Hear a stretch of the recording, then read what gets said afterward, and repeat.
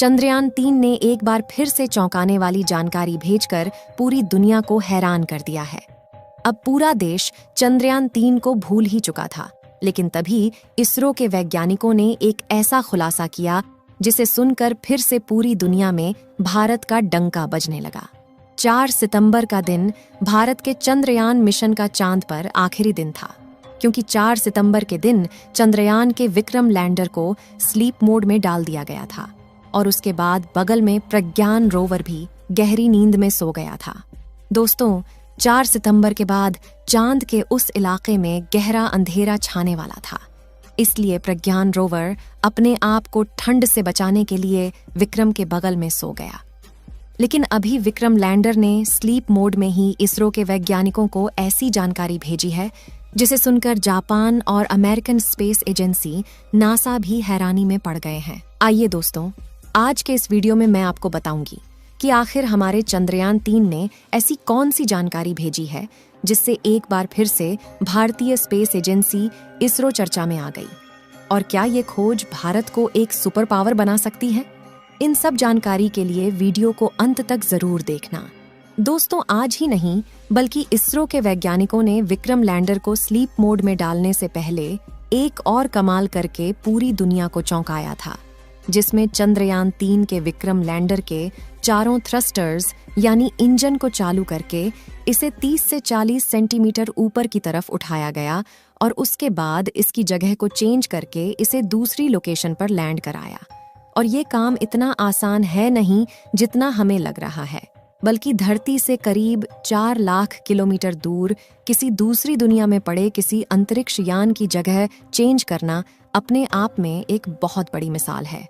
इसी बीच जापान ने चांद की जानकारी जुटाने के लिए अपने मून मिशन को 7 सितंबर के दिन सफलतापूर्वक लॉन्च कर दिया है।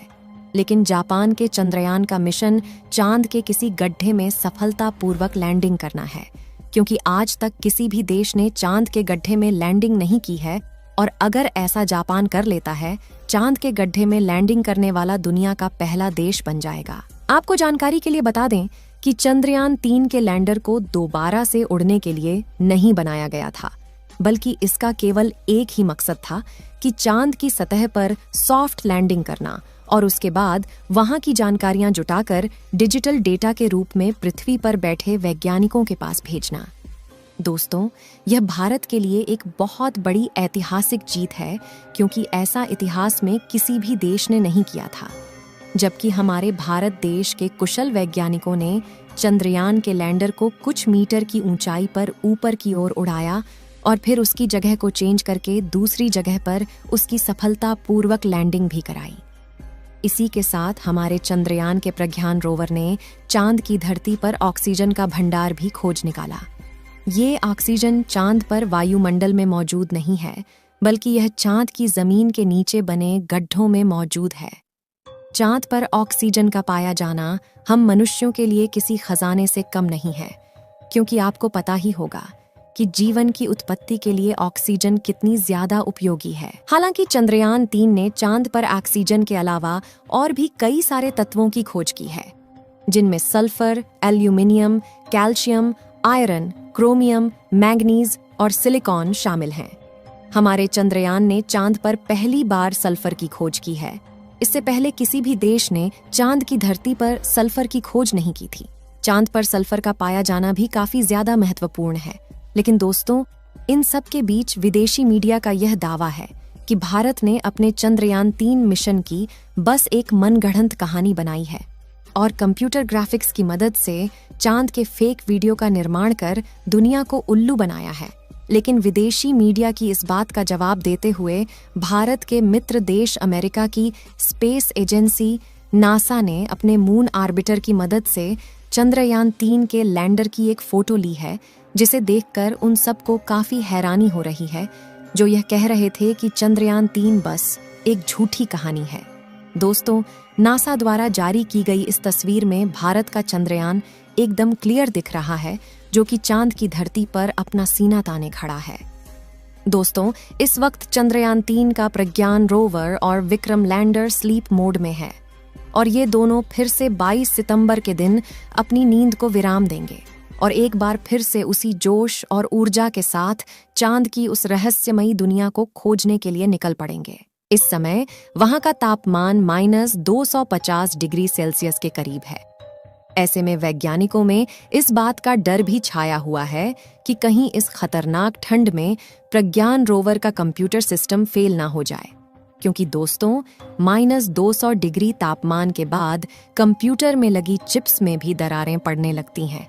ऐसे में हमें इस बात की कोई जानकारी नहीं है कि हमारा प्रज्ञान रोवर फिर से जिंदा होगा या नहीं। लेकिन दोस्तों, आप कमेंट बॉक्स में हमारे चंद्रयान 3 मिशन के लिए दुआएं जरूर करना, ताकि यह एक बार फिर से दुनिया को यह बता सके कि भारत भी अब एक स्पेस पावर बन चुका है। दोस्तों, विक्रम लैंडर और प्रज्ञान रोवर की बैटरी सौर ऊर्जा के माध्यम से चार्ज होती है, जिसके लिए सूर्य की रोशनी का होना जरूरी है। और इस समय चांद के दक्षिणी ध्रुव का तापमान काफी ज्यादा कम हो गया है, जिससे उसकी बैटरी खराब होने की संभावना भी बढ़ गई है।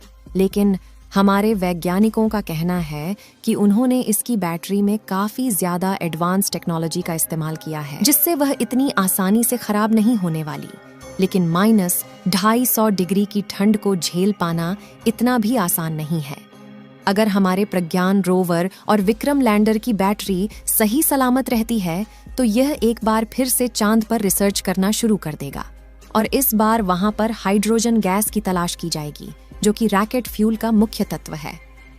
दोस्तों, इस वक्त जो तस्वीर आप लोग अपने मोबाइल फोन पर देख रहे हैं, यह तस्वीर विक्रम लैंडर की है, जिसे हमारे प्रज्ञान रोवर ने अपने हाई रेजोल्यूशन कैमरा द्वारा कैप्चर किया है।